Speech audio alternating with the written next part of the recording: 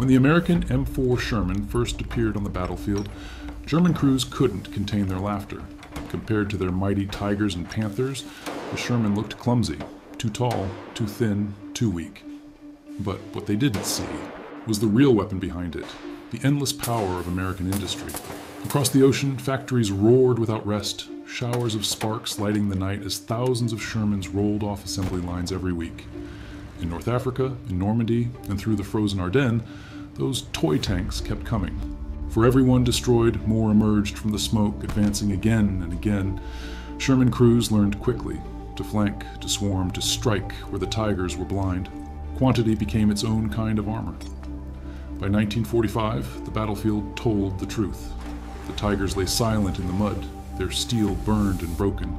The tank once mocked had become the symbol of unstoppable will, the humble Sherman that turned German pride to ashes